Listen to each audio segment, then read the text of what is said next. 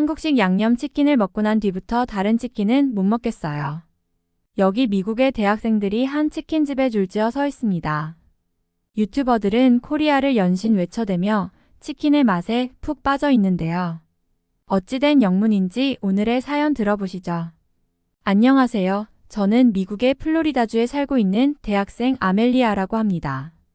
미국의 플로리다주는 한국의 한반도처럼 미국 대륙에서 삐죽 튀어나온 곳이죠. 그러다 보니 바닷가에서 놀며 어린 시절을 보냈습니다. 저에게는 낭만이 있는 바다이지만 저희 가족에게는 사연이 있는 바다이기도 하죠.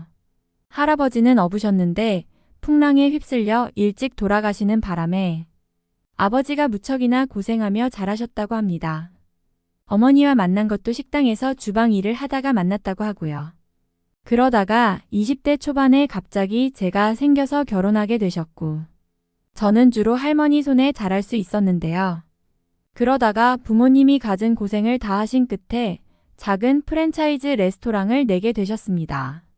미국에서는 나름 유명한 윙스톱이라는 체인점이었고 꽤나 장사가 잘 되었죠. 저희 가게에서는 치킨윙을 중심으로 판매를 하고 있고 감자튀김이나 각종 패스트푸드도 파는데 역시 닭날개를 찾는 손님이 굉장히 많습니다. 그런데 이것도 예전의 일이 되어버렸죠. 최근 아주 심각한 일이 생겨버렸거든요. 한국의 치킨 브랜드인 BBQ가 저희 동네에 생겨버렸고 손님들은 전부 한국식 치킨을 먹기 위해 줄까지 설 정도로 동네가 마비되었으니까요. 부모님은 두 분 모두 매일 출근을 하시고 아르바이트생을 모두 잘랐지만 저희 가게의 수익은 오르지 않는 것 같더라고요. 장사가 잘 될 때는 가족끼리 고급 레스토랑도 자주 가서 스테이크도 썰었는데 요즘은 간단한 식사만을 하며 일만 하시느라 바쁘시죠. 저도 최대한 일을 도와드리려고 노력하고 할머니까지 가세하지만 한국식 치킨에 빼앗긴 손님들은 돌아오지 않았습니다. 그런데 저희 프랜차이즈에서 한정판 메뉴를 출시하면서 상황이 바뀌게 되었습니다. 한국의 치킨이 세계적으로 뻗어나가고 있다는 사실을 의식했는지 한국식 양념치킨을 신메뉴로 출시했기 때문이죠. 제가 처음 맛보았을 때도 세상에 이런 맛이 있나 싶을 정도로 괜찮다 싶었고 부모님은 물론 할머니까지 남녀노소 맛있게 먹을 수 있었거든요. 한정판으로 나온 신메뉴가 등장한 이후 저희 가게는 다시 예전의 명성을 되찾았고 하나같이 한국식 양념치킨만 주문해대는 상황에 재고가 금방 동인하기도 했습니다. 솔직히 저희 가족 모두는 한국이라는 나라를 싫어하고 있었습니다. 갑자기 한국식 치킨집이 같은 동네에 상륙하게 되었고 그 이후 매출이 엄청 줄었으니까요. 장사가 망해가는 원인이 한국이라는 나라 때문이라는 생각이 들었고 한국의 치킨집이 왜 미국까지 상륙해서 이런 말썽을 일으키는지 슬프기만 했죠. 저도 부모님께 돈을 타서 쓰지 않지만 가끔 돈을 빌려야 하는 상황에 말씀드리기가 엄청 죄송했습니다. 심지어는 할머니의 무릎이 좋지 않으셔서 수술을 할 때에 병원비가 굉장히 비싼데 그 비용이 없어서 아버지가 타시던 차를 파는 모습을 몰래 지켜보기만 했었거든요. 그 모든 것이 한국 때문이라는 생각에 기존에 좋아하던 K-팝도 싫어지던 상황이었죠. 미국에서는 K-팝이 무척이나 유행이고 제 친구들 또한 한국의 뮤지션이나 음악을 무척이나 사랑하고 광적으로 팬인 친구도 있지만 저는 그 친구들조차도 미워지더라고요. 저도 원래 K-팝과 방탄소년단을 좋아할 만큼 한국에 대한 관심이 있었는데 그 모든 것들이 후회스럽고 그들에게 느낀 배신감 때문에 눈물만 나왔습니다. 부모님도 말씀을 굳이 안 하셔서 그렇지 한국에 대한 뉴스만 나와도 채널을 돌리시고 한국의 노래나 한국말이 들리면 귀를 막으실 정도였으니 저희 가족이 한국에 대해 얼마나 불쾌하게 생각했는지요. 물론 지금은 그 누구보다도 한국을 사랑하고 그동안 한국을 싫어했던 것을 미안하게 생각할 정도로 한국에 대한 애정이 있습니다. 한국 치킨은 약 2달 동안 떨어졌던 매출을 모두 복구시켜버릴 정도의 위력이 있고 아버지가 더 좋은 새 차를 살 수 있게 되셨으니까요. 이제는 가족 모두가 한국이 없었다면 어쩔 뻔했냐는 말을 하면서 매일 웃음이 가득한 생활을 하고 있었죠. 그래도 한 가지 염려되는 사안이 있긴 했습니다. 한국식 치킨은 한정판으로 나온 메뉴라서 본사가 판매 중지를 시키지 않을까 하루하루 염려하고 있었거든요. 만약 본사에서 한정판 메뉴를 삭제시키고 다시 원래의 메뉴로만 판매를 하게 한다면 분명 매출은 반의 반토막이 나버릴 것이고 그들은 모두 한국식 치킨 전문점으로 발길을 돌려서 저희 가게에 직격탄을 때릴 것이 분명했으니까요. 그런데 얼마 후 본사에서는 정말 다행히 상시 판매 메뉴로 바꿔주더라고요. 정말 다행도 그런 다행이 없었습니다. 상시 판매 메뉴로 바뀐 날 저희 가족은 정말 뛸 듯이 기뻤습니다. 가게를 통해서 꿈에 그리던 부자가 될 수 있다는 생각이 들어서였죠. 저도 대학교 방학을 맞이해서 가게에 출근하며 서빙도 하고 재료를 준비하며 한국식 치킨 판매에 매진했습니다. 약간 매우면서도 달콤한 이 느낌은 오직 한국식 치킨뿐이기에 치킨의 종주국인 미국식 치킨을 이기고 세계 1위의 자리를 지키는데 이유가 있더라고요. 왜 미국에서는 이런 치킨을 그동안 만들지 않았는지 너무 안타까울 지경이었습니다. 그런데 저는 가게에서 일을 하면 할수록 제가 대학교를 다니는 것이 맞는지에 대한 의문도 생기고 차라리 한국에서 치킨을 제대로 배워서 나만의 한국식 치킨을 미국에서 팔면 어떨까 생각이 들더라고요. 그런데 제가 늦게 출근을 한 어느 날이었습니다. 가게에 웬 양복을 입은 2명의 남자가 앉아있고 저희 부모님이 앞에서 이야기를 나누시는 거예요. 분명히 부모님의 지인은 아니었고 무슨 영문인지 몰라서 어리둥절하고 있는데 슬쩍 들어보니 가게를 인수하겠다는 이야기를 하는 것 같더라고요. 알고 봤더니 이 건물의 주인이 직접 가게를 운영하겠다고 하며 부모님을 설득하고 있었고 자세히 알 수는 없지만 부모님은 가게를 넘겨야 하는 상황인 것 같더라고요. 이제야 조금 장사가 잘 되니까 건물 주인이 저희 가게를 탐냈던 것이고 저희는 결국 생각보다 낮은 가격으로 열쇠를 넘겨주어야 했습니다. 다시 그 정도 매출이 나는 가게를 차리기는 쉽지 않을 것이고 부모님은 이제 무얼 해야 할지 막막하신 것 같았습니다. 그런데 저는 한국식 치킨에서 답을 찾으면 된다는 생각을 가지고 있었기에 부모님께 용기를 드리면서 설득하게 되었습니다. 전에 한국식 치킨이 신메뉴로 나왔을 때에 매출이 엄청 올랐던 것처럼 직접 한국식 치킨을 팔아보면 굳이 프랜차이즈를 운영하지 않더라도 장사가 잘 될 거라면서요. 부모님은 저의 말을 믿어주시고 제가 주장하는 대로 한국에 가서 치킨을 배워보자고 하시더라고요.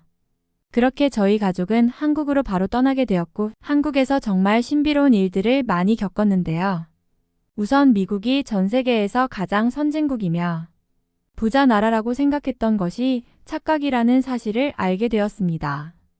한국은 공항도 최첨단이었고 공용화장실이나 대중교통, 마트나 백화점, 편의시설까지 모두 미국을 압도하고 있었거든요. 한국에 처음 온 미국인들은 마치 원시인이 된 듯이 여러 기계들의 사용법을 물어보아야 했죠.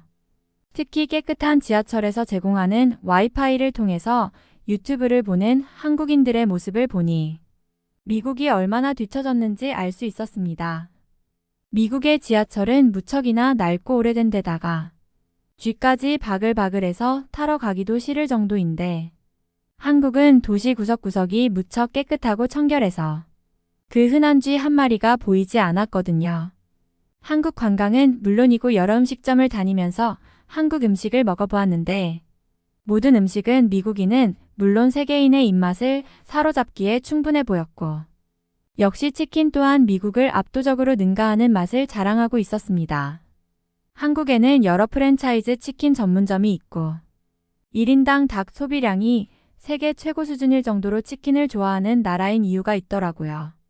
한국의 치킨은 맛은 물론이고 건강까지 생각한 경우가 많아서 굽는 치킨은 물론이고 튀긴 치킨에도 올리브유 등을 사용하고 있었고 바삭하고 깔끔한 맛이 일품이었습니다.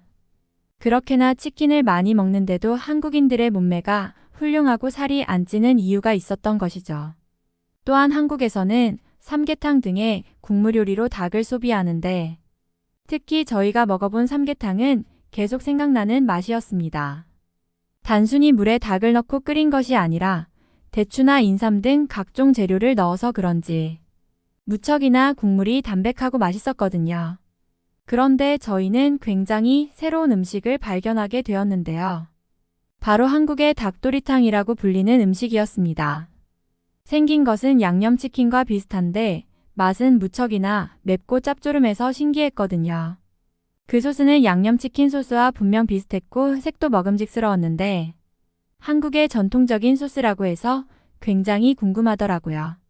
고추장이라고 불리는 소스였는데 전 세계에서 한국만이 사용하는 양념 재료고 이 소스를 통해서 양념치킨이 탄생할 수 있었다고 하니 드디어 무언가 비밀을 발견했다고 생각이 들었습니다. 또한 다른 한국인들처럼 한국의 전통 위스키인 소주를 곁들여서 먹으니 그렇게 잘 어울릴 수가 없었습니다. 양념치킨에도 소주가 잘 어울릴 것 같다는 생각까지 들었죠. 저희는 고추장을 사용해서 직접 양념치킨 만들기에 도전을 했고 집에서 양념을 만들어서 치킨을 먹어본 결과 무척이나 만족스러운 결과를 얻었죠. 그렇게 새롭게 다른 동네에 양념치킨 전문점을 열 수 있었습니다. 한국식 치킨이라는 것이 알려지자 생각보다도 더 많은 사람들이 몰려들었고 직접 한국에서 공수해온 고추장의 힘이 엄청나다는 사실을 느낄 수 있었습니다. 손님들은 기존에 먹던 미국 치킨은 입에도 대기 싫다면서 이걸 사갔고 양념이 모자랄 정도로 판매가 되어서 옆 동네 사람들까지도 사러 오더라고요. 아버지는 물론이고 어머니도 한국이 우리 집안을 일으켜주고 있다며 한국에 각별한 애정을 보이시면서 한국의 고추장을 통해서 닭도리탕을 팔아보면 어떨까 생각하시는데 마치 저희 가족이 한국 전도사가 된 것 같다는 기분이 들더라고요. 저희 가게는 정말 자리를 잘 잡게 되었고 매출 또한 꾸준히 우상향하는 형태로 꽤나 오랜 시간 동안 좋은 성과를 보여주고 있는데요. 저희는 신메뉴 개발과 새로운 사업 생각을 위해서 다시 한국에 가려고 합니다.